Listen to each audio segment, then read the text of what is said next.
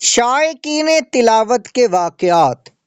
پیارے اسلامی بھائیو، الحمدللہ ہمارے بزرگان دین اللہ پاک کے نیک بندے ایسے ہی تھے۔ یہ صحیح معنوں میں قرآن کریم کی قدر کرتے تھے۔ دن رات کثرت سے تلاوت کرنا، ایک بار قرآن کریم مکمل کر کے دوبارہ شروع کر دینا، تلاوت سے کبھی نہ اکتانا ان کے معمولات کا حصہ تھا۔ پہلے خلیفہ حضرت ابو بکر صدیق رضی اللہ تعالیٰ عنہ کا شوق تلاوت۔ حضرت ابو بکر صدیق رضی اللہ تعالیٰ عنہ مسلمانوں کے پہلے خلیفہ ہیں، عظیم الشان صحابی رسول ہیں، پیارے آقا مکی مدنی مصطفیٰ صلی اللہ علیہ وآلہ وسلم کے یار غار بھی ہیں، یار مزار بھی ہیں۔ حضرت ابو بکر صدیق رضی اللہ تعالیٰ عنہ جب مکہ مکرمہ میں تشریف فرما تھے، ابھی ہجرت کر کے مدینہ پاک نہیں آئے تھے، اس وقت آپ نے اپنے گھر میں مسجد بیت بنا رکھی تھی۔ آپ وہیں پر نوافل ادا کرتے اور قرآن مجید کی تلاوت کیا کرتے تھے۔ حضرت ابو بکر صدیق رضی اللہ تعالیٰ نے بہت نرم دل تھے۔ آپ جب بھی تلاوت فرماتے تو آنکھوں سے آنسوں کی برسات شروع ہو جایا کرتی تھی، یہاں تک کہ آپ کی تلاوت کی آواز سن کر مشرکین آپ کے گرد جمع ہو جاتے اور بعض دفعہ ان کی آنکھوں سے بھی آنسو بہہ جاتے تھے۔ حضرت عبداللہ بن عمر رضی اللہ تعالیٰ عنہ کا شوق تلاوت۔ حضرت نافع رضی اللہ تعالیٰ عنہ حضرت عبداللہ بن عمر رضی اللہ تعالیٰ عنہما کے غلام ہیں۔ آپ سے کسی نے پوچھا، حضرت عبداللہ بن عمر رضی اللہ تعالیٰ عنہما گھر میں رہ کر کیا کرتے تھے؟ حضرت نافع رضی اللہ تعالیٰ عنہ نے فرمایا، حضرت عبداللہ بن عمر رضی اللہ تعالیٰ عنہ جو کچھ کرتے تھے اس کا معمول بنانا عام لوگوں کے بس کی بات نہیں ہے۔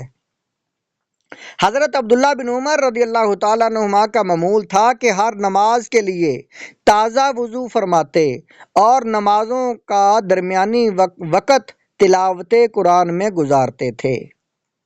تاریخ دمشق جلد نمبر 31 صفحہ نمبر 128 پر یہ واقعہ ہے۔ حضرت عمر بن عبدالعزیز کا شوق تلاوت۔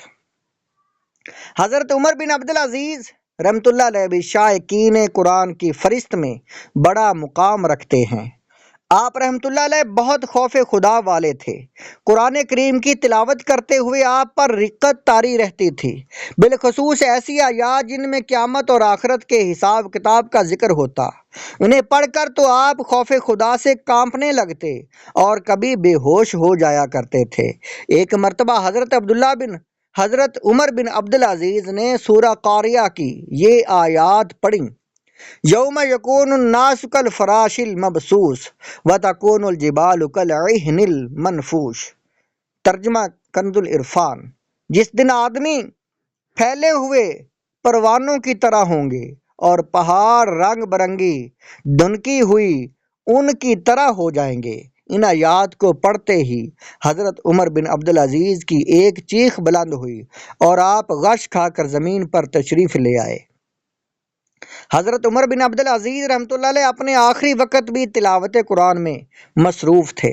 انتقال کے وقت آپ کی زبان مبارک پر یہ آیت کریمہ تھی، تلک الدار الآخرۃ نجعلھا للذین لا یریدون علوا فی الارض ولا فسادا والعاقبۃ للمتقین۔ پارہ نمبر 20 سورہ قصص آیت نمبر 83۔ ترجمہ کنز العرفان۔ یہ آخرت کا گھر ہم ان لوگوں کے لیے بناتے ہیں جو زمین میں تکبر اور فساد نہیں چاہتے، اور اچھا انجام پرہیزگاروں ہی کے لیے ہے۔ اس آیت کریمہ کی تلاوت کرتے ہوئے ہی آپ اس دنیا سے رخصت ہوئے۔ امام اعظم رحمۃ اللہ علیہ کا شوق تلاوت۔ کروڑوں حنفیوں کے امام اعظم ابو حنیفہ رحمۃ اللہ علیہ نے 45 سال تک عشاء کے وضو سے فجر کی نماز ادا فرمائی۔ آپ رحمۃ اللہ علیہ رمضان المبارک میں 61 قرآن کریم ختم فرماتے تھے، 30 قرآن مجید دن کے اوقات میں 30 قرآن مجید رات کے اوقات میں اور 1 تراویح میں۔ ایک روایت کے مطابق امام اعظم رحمۃ اللہ علیہ نے 55 حج کیے، اور جس مکان میں آپ کی وفات ہوئی اس مکان میں آپ نے 70,000 بار ختم قرآن کیا تھا۔ سیدی اعلیٰ حضرت امام اہل سنت شاہ امام احمد رضا خان رحمۃ اللہ علیہ فرماتے ہیں، امام الائمہ امام اعظم رحمۃ اللہ علیہ کا 30 سال تک یہ معمول رہا کہ آپ ہر رات 1 رکعت میں پورا قرآن کریم ختم فرمایا کرتے تھے۔